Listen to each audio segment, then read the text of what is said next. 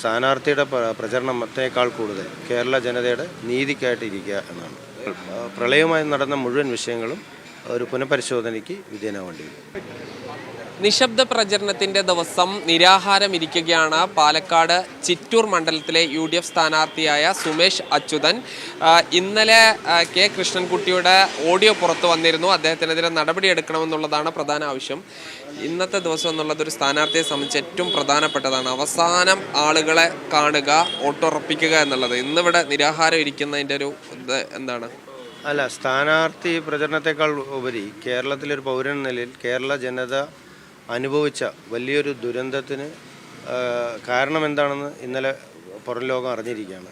അപ്പോൾ ആ കാരണം അതിന് ഉത്തരവാദികളായ ആളുകൾക്കെതിരെ നടപടി ഉണ്ടാവണം. ഇപ്പോഴും അധികാര സ്ഥാനത്തിലിരിക്കുന്നവർ രാജിവെക്കണം. ഇതാണ് കേരളത്തിൽ ഇപ്പോൾ ഏറ്റവും പ്രസക്തമായ വിഷയം. സ്ഥാനാർത്ഥിയുടെ പ്രചരണത്തെക്കാൾ കൂടുതൽ കേരള ജനതയുടെ നീതിക്കായിട്ടിരിക്കുക എന്നാണ്. ഇപ്പോൾ ഈ മന്ത്രി കൃഷ്ണൻകുട്ടി സാങ്കേതികമായാണ് ഇനി ഏതാനും ദിവസങ്ങൾ മാത്രമേ ഉള്ളൂ, പക്ഷേ ഈ ഒരു ഉത്തരവാദിത്വം ഏറ്റെടുത്ത് രാജിവെക്കണം എന്നുള്ളതാണ്.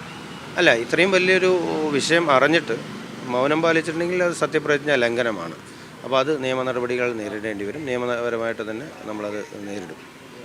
അതായത് കോൺഗ്രസും താങ്കളും നിയമപരമായി പോകാൻ പോവുകയാണ്. UDFൻ്റെ നേതാക്കളുമായിട്ട് സംസാരിച്ച് എല്ലാവരും നിയമപരമായി അത് വീണ്ടും ഇപ്പോൾ അടഞ്ഞിരിക്കുന്നത് വീണ്ടും തുറന്ന് പരിശോധിക്കാൻ ആ വിഷയങ്ങൾ പ്രളയവുമായി നടന്ന മുഴുവൻ വിഷയങ്ങളും ഒരു പുനഃപരിശോധനയ്ക്ക് വിധേയനാവേണ്ടി വരും. അപ്പോൾ UDF അധികാരത്തിൽ വന്നാൽ അങ്ങനെ ഒരു പുനരന്വേഷണം വേണം എന്ന് താങ്കൾ ആവശ്യപ്പെടും? തീർച്ചയായിട്ടും പുനരന്വേഷണം ഉണ്ടാവും. അത് നേതാക്കൾ പറഞ്ഞിട്ടുണ്ട്, പുനരന്വേഷണം ഉണ്ടാവും. ഇത് സ്വാഭാവികമായി ഉണ്ടായ പ്രകൃതി ദുരന്തമല്ല, ഇത് മനുഷ്യനിർമ്മിത ദുരന്തമാണ്. പക്ഷേ മന്ത്രി കൃഷ്ണൻകുട്ടി പറയുന്നത് ഇത് AI ആണ്, അദ്ദേഹത്തിൻ്റെ ഓഡിയോ അല്ല എന്നുള്ളതാണ്.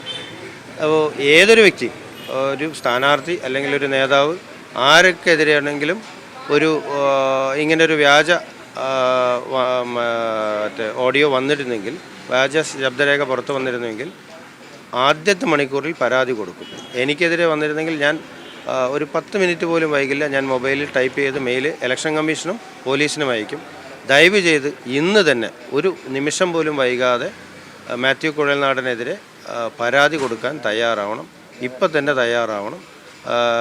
ദയവ് ചെയ്ത് മാത്യു കുഴൽനാടൻ ഇങ്ങനെ ഒരു വ്യാജ ശബ്ദരേഖ ഉണ്ടാക്കിയിട്ടുണ്ടെങ്കിൽ ഇന്ന് തന്നെ മാത്യു കുഴൽനാടനെതിരെ പരാതി കൊടുക്കണം എന്ന് അഭ്യർത്ഥിക്കുകയാണ്. അത് ഇതിൽ ആരോപണവിധേയരായ മന്ത്രിയും MLAയും നിലവിലെ സ്ഥാനാർത്ഥികൾക്കുമെല്ലാം കൊടുക്കാം. അവരുടെ പാർട്ടിയിൽപ്പെട്ട എല്ലാ സ്ഥാനാർത്ഥികൾക്കും കൊടുക്കാം. ആരാണെങ്കിലും, ഇടതുപക്ഷത്തിൽ ആരാണെങ്കിലും ഇന്ന് പരാതി കൊടുക്കാൻ തയ്യാറാവണം എന്നാണ് എനിക്ക് അഭ്യർത്ഥിക്കാനുള്ളത്.